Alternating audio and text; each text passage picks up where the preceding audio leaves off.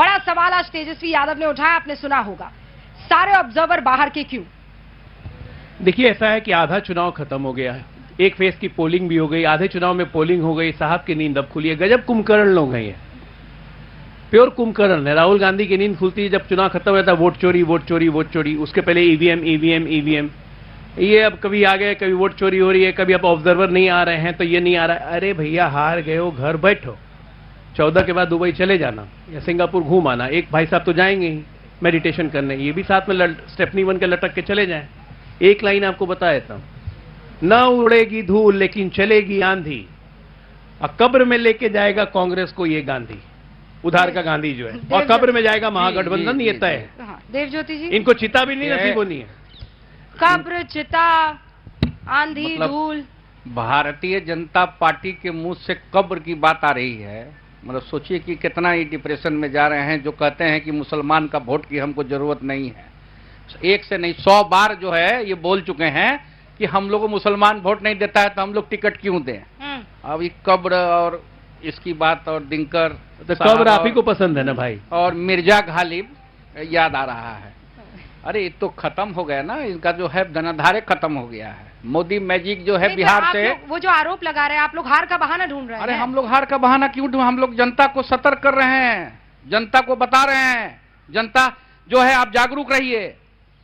Form सी और form ए के बारे में बता रहे हैं, जब काउंटिंग हो किस तरह से आपको रिकाउंटिंग कराने के लिए बोले तो उसको क्या क्या चीज उस पे किया जाए। आप अपने कैंडिडेट को तो जागरूक नहीं कर पाए। कैसे जागरूक नहीं कर पाए? आपको कहाँ? आपके प्रस्तावक कहाँ जाने थे 10, पहुंच गए 5। आपकी एक कैंडिडेट को पीछे हाथ लेना पड़ गया, दूसरे वो आपके संतोष बाबू, सतीश बाबू। वो तो एक मोहम्मद का बेटा को हम लोग सपोर्ट किया और हम लोग को गर्व है। नहीं तो ये मोहम्मद का बेटा क्या अभी 4 दिन पहले हुआ था? आपको पता नहीं था कि मोहम्मद का बेटा है? नहीं, वो देखिए वो कैसे हुआ, क्या हुआ, उसके बारे में समय दीजिएगा तो 2-3 मिनट हम और बोलेंगे, आपको क्लैरिटी आ जाएगा। नहीं, पर आपने जो जागरूकता की बात की ना देवज्योति जी, उस पर मैंने आपको रोका है। जागरूक तो आप अपने कैंडिडेट को नहीं कर पाए, जनता को क्या करेंगे? नहीं, जागरूकता तो मतलब आप तो सिटिंग एमएलए को हमने टिकट दिया था, वहां उनको 10 प्रस्तावक का साइन कराना था, वो 5 प्रस्तावक का साइन करवाए, वो ठीक है, वो जल्दीबाजी में हो गया, उसके लिए जो है। लेकिन हमारा तो वहां लड़ रहा है ना, निषाद का बेटा लड़ रहा है ना सिगोली में, चौधरी जी लड़ रहा है ना, ब्लैक बोर्ड छाप को हम लोग सपोर्ट किए हुए हैं वहां पे। और हमारे आदरणीय नेता मला मुकेश सैनी जी भी गए थे। बात आपको बताऊं, अभी आपने इनका इंट्रोडक्शन में देवज्योति के कहा था कि बैकडोर मैनेजमेंट सारा यही करते हैं, पूरे महागठबंधन का बैकडोर चैनल यही है। आप ये सोचिए, तेजस्वी का एक चाबुक चला, सटाक अपने भाई को बैठा दिया घोड़ा बराम में। 8 जगह लड़ रहे हैं महागठबंधन में आपसी में एक दूसरे से, चाबुक खा खा के चल रहे हैं, कहते हैं आत्मसम्मान। चाबुक को इन्होंने पिछले चुनाव में कहा था कि खंजर भोंका गया, बीजेपी पे जनता जो खंजर भोंका फिर उसी के गोद में बैठ गया। इनका भी भविष्य तय है, 15 तारीख से मुंबई में मिलेंगे, बिहार नहीं आएंगे। पिछड़ा का बेटा में लड़ाई नहीं हो सकता है। अरे मुकेश सैनी कह रहे हैं आप लोग दिल जले हैं, अभी रुकिए, मछली भात खाएंगे वो जीत कर जब आएंगे। 14 तारीख को जाके मुंबई में मछली भात खाएंगे, मछली भात क्या खाएंगे, यहाँ बिहार में नहीं दिखेंगे। देखिए, बिहार एक पॉजिटिव एजेंडे के साथ खड़ा है। नीतीश कुमार जी के 20 वर्षों के जो ये शानदार जो ये 2 दशक का कार्यकाल है, इसकी जो असंख्य उपलब्धियां हैं, लोग जीवन जी रहे हैं और वो बदलाव महसूस कर रहे हैं। इसके लिए नेताओं के भाषण की जरूरत नहीं है। अगर लोग कहेंगे कि 2005 से बेहतर सड़कें हैं, तो नेता क्या कह करके मना कर पाएंगे? नहीं कह पाएंगे, इसलिए कि उन्हीं सड़कों पर जाकर लोगों को बरगला रहे हैं। 19 साल की एंटी इनकम्बेंसी जैसी कोई चीज होगी कि नहीं होगी? आपको नहीं सताती एंटी इनकम्बेंसी? आप तो बिहार में घूम रही हैं। हाँ। और एक पत्रकार के तौर पर नहीं, मैं कहूंगा कि आप इसको स्वीकार कीजिए कि एनडीए के नेताओं की ओर से जो बातें कही जाती है वैसे आप कहें, लेकिन आपने बिहार में नीतीश कुमार के खिलाफ कोई एंटी इनकम्बेंसी नहीं देखा होगा। ये प्रो इनकम्बेंसी है, ये नीतीश लहर है। एक बार फिर एनडीए की सरकार बिहार में और 2010 से बेहतर नतीजों के साथ आ रही है। क्या ऐसा होगा? एंटी इनकम्बेंसी इनको परेशान ही नहीं कर रही है, दिस इज प्रो इनकम्बेंसी। इनसे पूछिए कि ये अमित शाह जी का जो एजेंडा था, घुसपैठिया, अंत में आकर के घुसपैठिया पर रुक गए, उससे सहमत हैं? पहले इनसे पूछिए, क्या आप सहमत हैं कि घुसपैठिया हैं यहाँ पर? हैं घुसपैठिया, घुस गए हैं यहाँ पर? तो कुछ घंटे मतदान में बाकी हैं और उसका जवाब आपके नेताओं की ओर से बनेगा नहीं कि बिहार में 20 साल के पहले आपने बिहार में जो कारनामे किए हैं, बिहार की जनता को वो दौर अगर याद कितना आ गया, डिफरेंस है। यहाँ तो बीजेपी फिर आप जाएंगे समझ घुसपैठिया लीजिए क्या घुसपैठिया तुरंत शुरू करेंगे आलोक जी, और वहीं देखिए, राजीव तो रंजन जी आप चुप जंगल रहेंगे। राज देखिए की कितना हकीकत डिफरेंस है है। कि नहीं? अच्छा। देखिए तो ये जंगल राज हाँ, हकीकत गीता में देखिए, दरार कितना है, डिफरेंस है। वापस गीता में दरार है, गरस्ती जय बंदूकें। वीरू में तकरार है।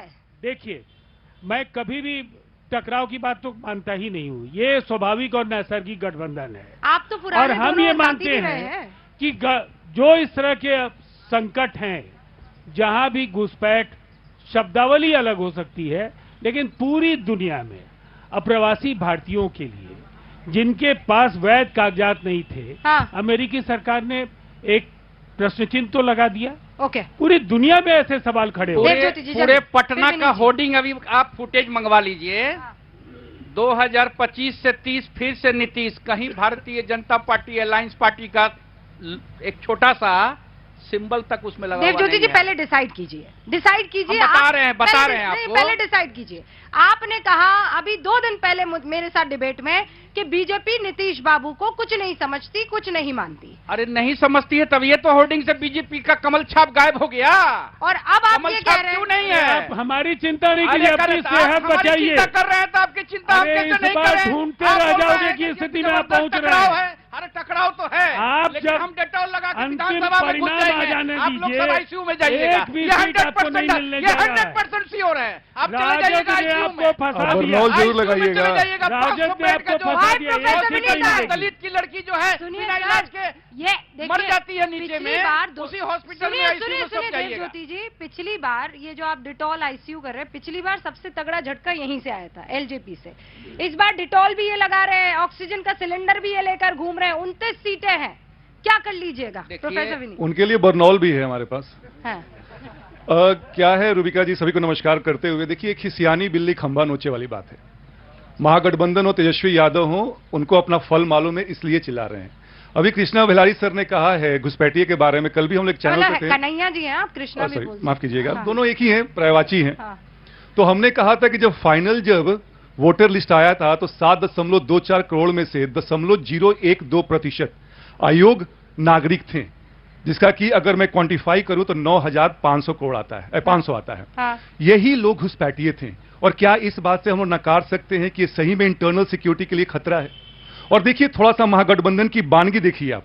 गोपालगंज में कल घटना घटी है, मुजफ्फरपुर में घटना घटी है, कुछ दलितों ने वोट नहीं दिया है, राजद के कार्यकर्ताओं ने मारपीट की है और एक पासवान परिवार के व्यक्ति की हत्या कर दी है। कौन से 2 इलाके?